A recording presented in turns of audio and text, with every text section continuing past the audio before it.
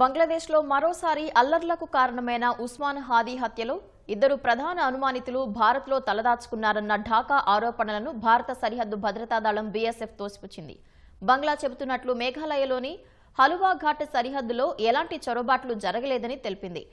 ఆ ప్రాంతంలో అరెస్ట్ అడ్డుకునే యత్నాలు జరిగినట్లు ఎలాంటి నివేదికలు లేవని పేర్కొంది. హత్య తర్వాత నిందితులు బంగ్లాదేశ్ పోలీసులు చెక్పోస్టులు సీసీటీవీల కళ్లుగప్పి 300 కిలోమీటర్లు ప్రయాణించి భారత సరిహద్దును ఎలా చేరుకుంటారని బీఎస్ఎఫ్ అధికారులు ప్రశ్నించారు.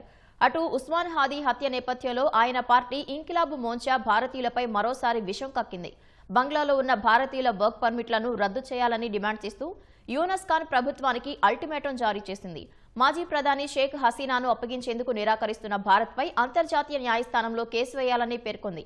భారత వ్యతిరేక అయిన 32 ఏళ్ల ఉస్మాన్ హాదీపై డిసెంబర్ 12న ఢాకాలో కాల్పులు జరగా తీవ్ర గాయాలతో చికిత్స పొందుతూ 18న మరణించారు.